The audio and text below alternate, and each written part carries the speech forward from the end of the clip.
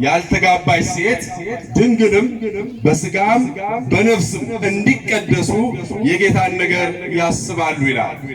ይህንን ቃል ሐዋርያው ቅዱስ ጳውሎስ በድንግልና ሆነው ጌታን እያሰቡ በንጽህና ሆነው ስለ ስጋ ማሰብ ትተው ፈቃደ ስጋቸውን ለፈቃደ ነፍሳቸው አስገዝተው ለእግዚአብሔር ራሳቸውን ሙሽራ እጮኛ አድርገው አቅርበው ቅዱስ ቤተክርስቲያንን እግዚአብሔርን ሊያገለግሉ ላሉ ሰዎች እንደሚቀደሱ የጌታንም ነገር እንደሚያስቡ የተናገረበት ክፍል ነው። ይህንን ቃል በዛሬው ዕለት የምናከብራት እናታችን ቅድስት የሆነችው ሰማዕት የሆነችው እንደው ይህንን ቃል ታውቅ ስለነበረ ትገነዘብ ስለነበረ ራሷን በድንግልና ከበርካታ በወቅቱ ከነበሩ በዘመኑ ከነበሩ ሰማዕታት ጋር ራሷን ለእግዚአብሔር አይታ በድንግልና ትኖር የነበረች ቅድስት እናት ናት። ሰማዕት እናት ናት። ይህ ሕይወት የገባት ናት። ራሷን ለክርስቶስ አስገዝታ ራሷን ለእግዚአብሔር አስገዝታ ትኖር የነበረች ናት። ይህች እናታችን ከምንም በላይ ቅድስትና ሰማዕት የሆነች እናታችን በዘመኗ በነበረበት ወቅት ታላቅ አምልኮተ እግዚአብሔር የሌለው ፈሪሃ እግዚአብሔር የሌለው ታላቅ ንጉሥ ነበረ። ይህ ንጉሥ ከ284 እስከ 305 ነግሶ የነበረ ነው። ይህ ንጉሥ ስሙ ቅድም በእውነት መምህሩ ታቦተ ሕጉ ከመምጣቱ በፊት ታሪኩን በሰፊው ስላስተማረን ነው አጠር አድርጌ የምነግራችሁ። ይህ ንጉሥ ዶቅልጥያኖስ ይባላል። ይህ ንጉሥ እጅግ ክፉ አረማዊ ነው። እግዚአብሔርን የማይፈራ ነው። ጣዖት የሚያመልክ ነው። በዚህ የተነሳ በክርስቲያኖች ላይ መከራ ያጸና ጀመረ። በተለያዩ ዘመን እንደዚሁ ነገሥታት ይነሳሉ፣ ክርስቲያኖችን የሚያሳድዱ መከራ እንዲቀበሉ የሚያደርጉ። ስለዚህ ወገኖች በተለያዩ ጊዜ እኛ ክርስቲያኖች ሆነን ከእናታችን ከቅድስት ሰማዕቷ እየተማርን ልናስበው የሚገባ ነገሥታት በዘመኑ ሲነሱ አልያን ነገሥታት እግዚአብሔርን የማይፈሩ ሰዎች ሲነሱ በሃይማኖት መጽናት እንዳለብን ነው ምዕመናን።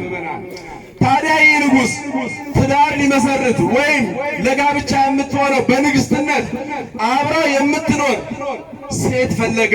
መስፈርት አወጣ፣ ክራይቴሪያ አዘጋጀ። ቆንጆ የሆነች ውብ የሆነች የምታምር ፈልጉልኝ አለ። ድንግል የሆነች ጭምር ድንግልና ያላት ሴት ፈልጉልኝ አለ። ልክ ዛሬ እኛ ወደ ተቀደሰው ጋብቻ እንዳንገባ ዛሬ በዚህ ዕለት ጋብቻቸውን በቅዱስ ቁርባን ያከበሩ ሁለት ወንድሞችና እህቶች አሉ።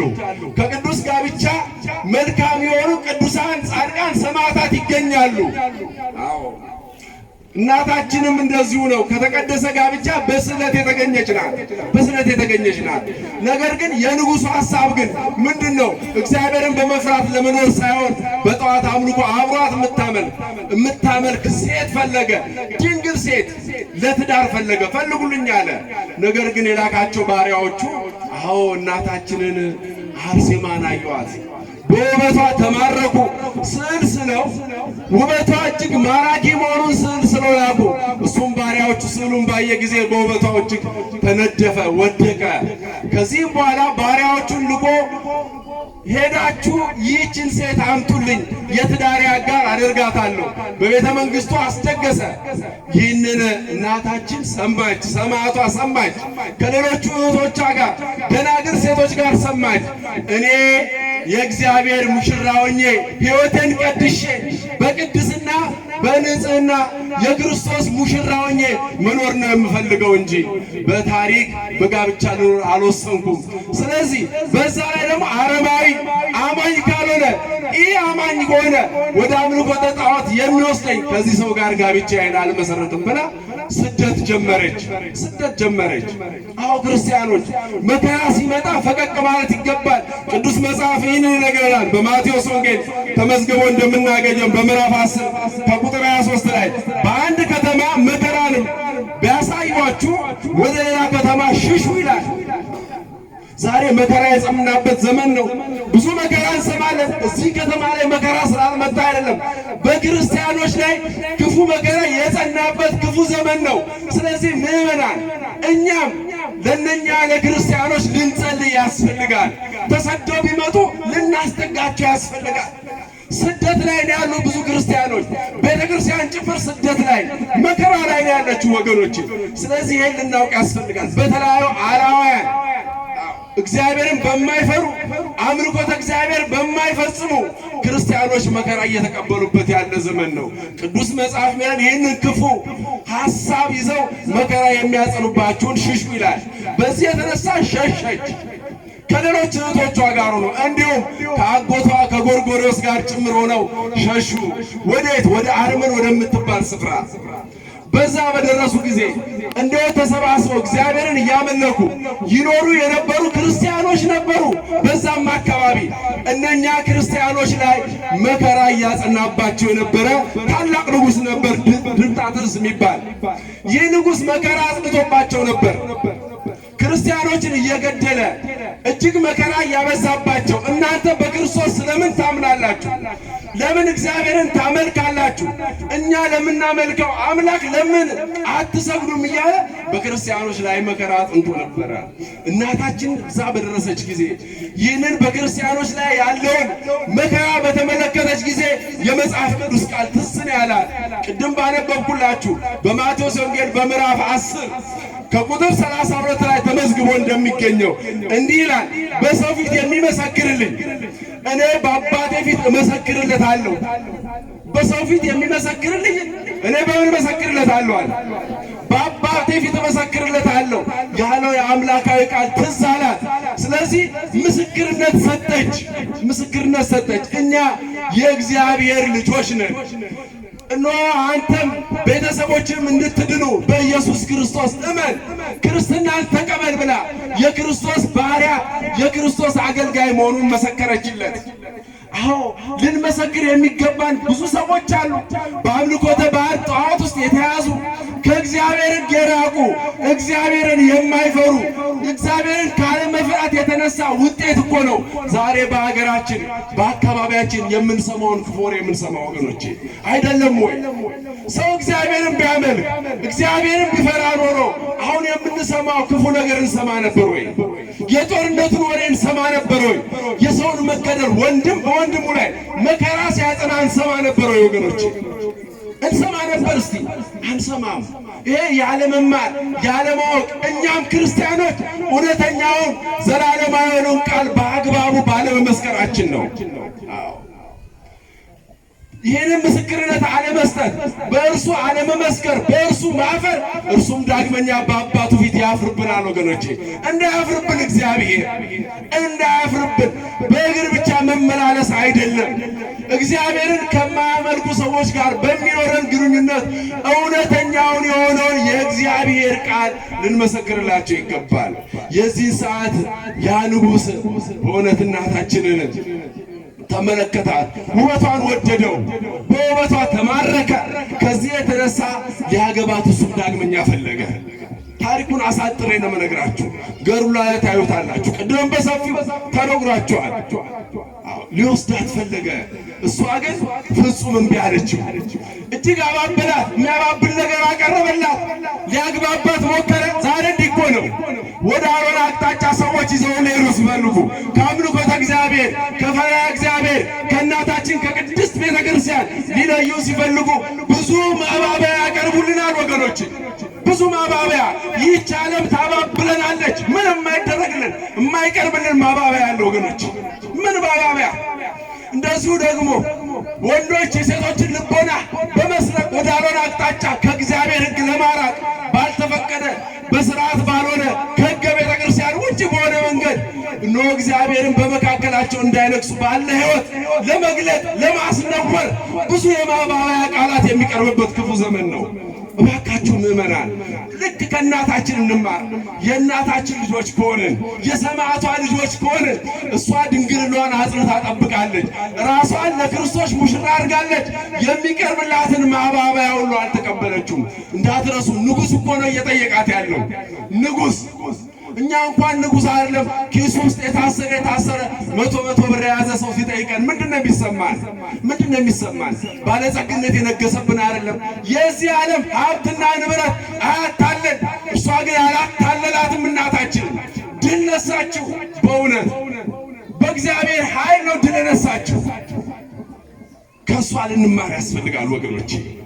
ይሄ ነው የሚያስፈልገው። የሰማዕታቱን ታሪክ የቅዱሳኑን ታሪክ ሰምተን ብቻ መሄድ አይደለም፣ ከሕይወታቸው መማር ይጠበቅብናል።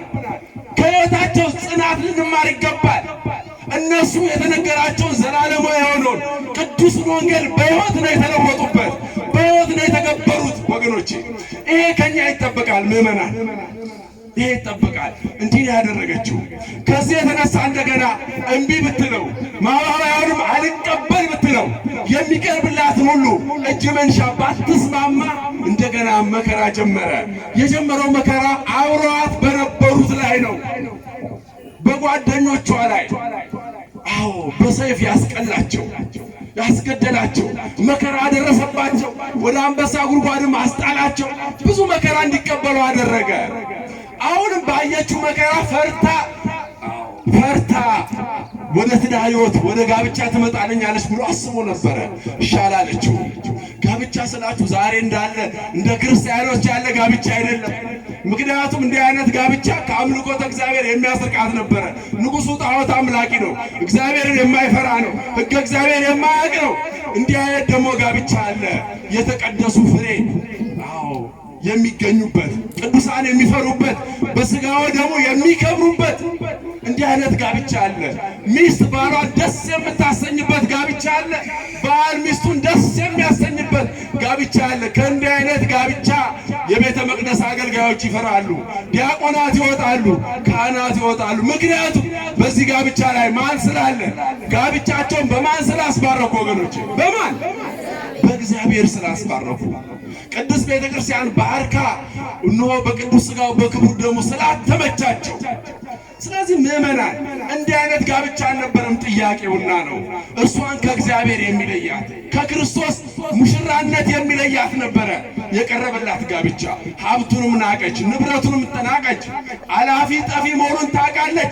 ዛሬ እንዲህ የምንባላበት ዓለም፣ ዛሬ እንዲህ የምንቦጫጭቅበት ዓለም ነገ በእውነት ያልፋል። ምዕመናን ያልፋል። በታላቅ ትኩሳት ይመታል። እንደ ጨርቅ ተጠቅልሎ ያልፋል። ምዕመናን አባቶች፣ ካህናት ታውቁታላችሁ፣ ያልፋል። ዛሬ በፍቅር ግን በዚህ ምድር ልናገለግል ያስፈልጋል። በጽናት ልናገለግል ያስፈልጋል። በእምነት ልናገለግል ያስፈልጋል። አለበለዚያ ግን መጨረሻችን በአባቱ ፊት የማይመሰክርልን ነው የምንሆነው። ፍቅር አንድነታችን ምስክርነት ነው ምዕመናን። ሰማዕቷ ይህን ያደረገችው፣ ከሰማዕቷ ልንማር የሚገባው ይህንን ነው። ከዚህም በኋላ በእሷ ላይ መከራ አጸና። ጥርሷን እስከ ማውለቅ ደረሰ። ብዙ መከራ አደረሰባት። እሷ ግን ጸናች። በመጨረሻም በዛሬው ዕለት መስከረም 29 ቀን በ9 ሰዓት እንደዚሁ ሰማዕትነት በሚሰጥበት ስፍራ ላይ በሰማዕትነት እናታችን በእውነት ሰማዕትነትን የተቀበለችበት ታላቅ ቀን ነው። በዚህ ቀን ታዲያ ለሰማዕትነት አንገቷን በሰይፍ እንዲቀላ ወስኖ ለሰማዕትነት ባቀረባት ጊዜ አምላካችን መድኃኒታችን ኢየሱስ ክርስቶስ ከእናቱ ከቅድስት ድንግል ማርያም ጋር ሆኖ መጥቶ ቃል ኪዳን የገባበት፣ ቃል ኪዳን የሰጣት ቀንም ጭምር ነው። ምዕመናን እናታችን ቃል ኪዳን የተቀበለችበት ታላቅ ቀን ነው። ቅዱስ መጽሐፍ እንደሚለው አንተ አምላክ ነህ፣ እግዚአብሔር እንደሆንክ ምሕረቱንም እስከ 1000 ትውልድ ድረስ የሚጠብቅ የታመነ አምላክ እንደሆነ እናውቃለን፣ አውቃለሁ ብሎ በኦሪት ዘዳግም በምዕራፍ 7 ቁጥር 9 ላይ እንደተጻፈ እስከ 1000 ትውልድ ድረስ የሚምር አምላካችን እንደሆነ የምታውቅ ቃል ኪዳን የተቀበለችበት ቀን ነው። በስሟ ምን የሰራ ቤተ ክርስቲያንን ያነጸ እንደሚምርላት፣ በስሟ ገድሏን ባጻፈ እንደሚምርላት፣ ምሕረት እንደሚያሰጥ የቃል ኪዳን የተቀበለችበት በሰማዕትነት ያለፈችበት ታላቅ ዕለት ነው። በሰማዕትነት ባለፈችበት ጊዜ በእውነት ከአንገቷ ማርና ወተት ፈሷል። በአራቱም አቅጣጫ ማር፣ ወተት፣ ደም ነው የወጣው። እንዲህ ነው፣ በምልክት ነው። ባዩት ነገር ይደነቁ ነበር ወታደሮቹ። የእርሱ ወታደሮች ክርስትናን እንዲቀበሉ የሆነበት ታላቅ የበረከት ታላቅ በዓል ነውና ለዚህ ለበረከት በዓል ያደረሉ እግዚአብሔር ክብርና ምስጋና ይግባው። ከእናታችን ከቅድስት አርሴማ በረከት ረድኤት ያሳትፈን። የሰማነውን በልቦናችን ያሳድርብን። ይቆየን።